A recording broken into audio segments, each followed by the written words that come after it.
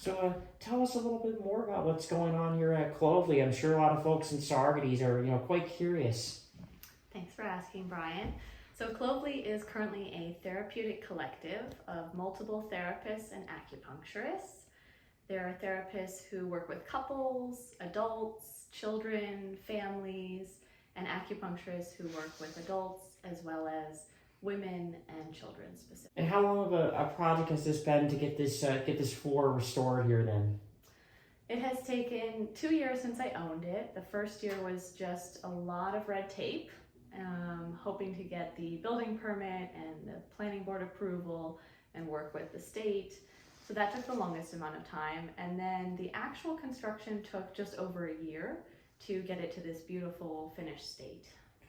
And what makes this building an ideal space for this collective? So that was the original vision from the beginning. So I'm a therapist who's been working in the field for 10 years, and I worked in a lot of offices that were less than desirable. They didn't feel like healing spaces, they didn't have windows, they were a third this size.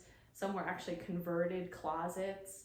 It felt like a very inappropriate environment to do a therapy session. And so from the beginning, I knew that I wanted a space that felt light and alive and beautiful. The other reason is that during the pandemic, I, like so many other therapists, was only working virtually for 3 full years. So I hadn't seen clients in years. The face-to-face sessions make such a difference, especially when you're working somatically, which is a form of therapy that's body-based. So when you're working in a screen and you're only seeing the top of someone's head, there's a whole part of their body language that you're missing out on.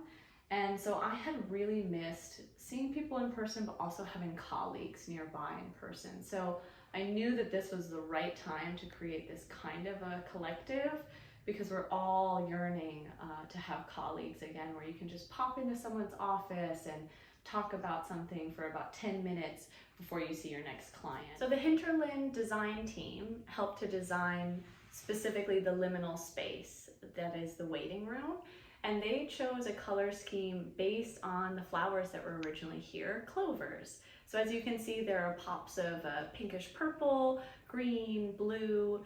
We wanted it to be a space that felt open and alive and inviting and warm and didn't feel too clinical. We wanted it to be a space that felt fun enough for children, but was elegant enough for adults to feel comfortable.